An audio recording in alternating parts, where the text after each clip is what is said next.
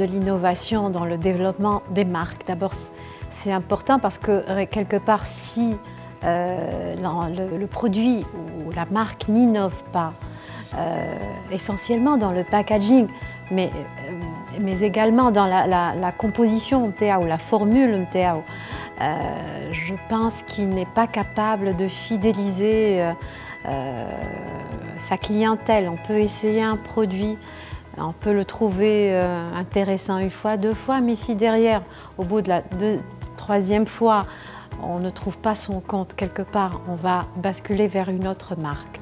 L'innovation dans le packaging, ce qui est important pour les consommateurs, mais surtout pour les producteurs de produits, de savoir, c'est que le consommateur, il n'a que quelques secondes pour se décider sur les rayons, sur les étalages.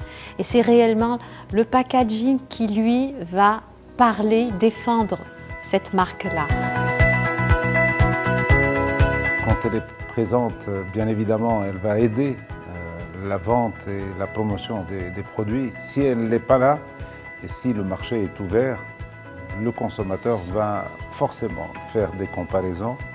Et s'il voit que le produit n'est pas un produit qui bouge, qui évolue dans le temps, il risque de le délaisser au détriment des autres produits. Enfin, il risque de migrer vers les autres produits. Donc le risque est grand. Aujourd'hui, je pense qu'on a tout intérêt à être innovant, le plus innovant possible, en termes de produits, mais en termes de packaging aussi. Le packaging aujourd'hui, c'est quelque chose qui évolue d'une manière incroyable.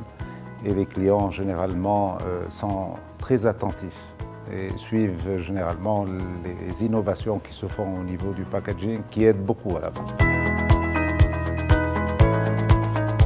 Pour une entreprise qui produit, une entreprise qui fabrique des produits, elle est appelée à innover constamment, à donner un coup de fraîcheur à ses produits. Un produit, pour qu'il soit sur le marché, pour qu'il ait une longue vie sur le marché, doit être constamment renouvelé. Le consommateur, c'est lui qui détermine cette volonté, qui insiste pour que l'entreprise innove, fasse des recherches pour améliorer ses produits.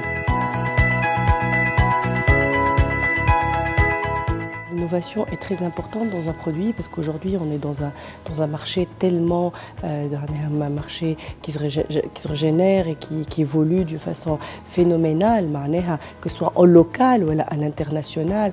Donc encore une fois, le produit doit relever le défi de l'innovation. En fait, la vie du consommateur est le plus important pour la vie d'un produit.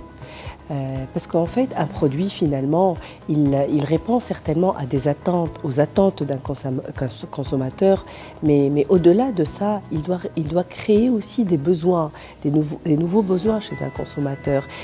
Il a la responsabilité de créer une nouvelle culture de consommation, de nouvelles habitudes de consommation, etc.